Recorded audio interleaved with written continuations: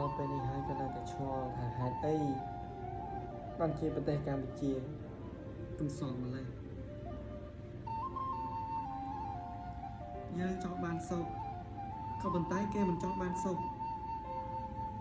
គេចង់តែឈ្លានពានយើងរហូតសួរតែមានហេតុអីបានចង់ឈ្លានពានយើងរហូតអញ្ចឹងយើងនៅចង់បានអីទៀតបានចង់តែឈ្លានពានទឹកដីកម្ពុជាអញ្ចឹងយើងបានហើយមិនស្កប់ស្កល់មែនរឿងនេះណាគឺមិនមែនជារឿងតូចតាចទេ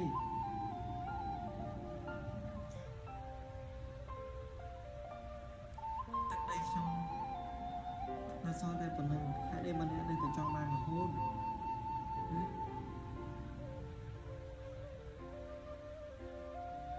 តែខ្ញុំណាអីគេបានអ្នកចង់ចេះតែចង់បាននេះចង់បាននោះ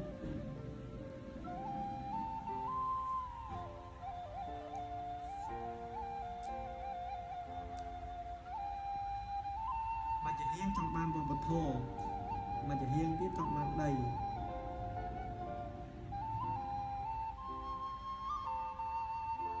បន្តដល់2030ផង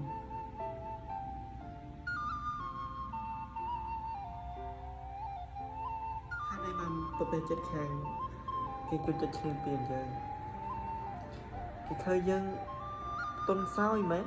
បានគេជួយទៅចង់ជន់ឈ្លីរហូតអញ្ចឹង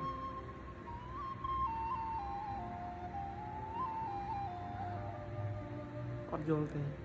ដល់ពេលអញ្ចឹង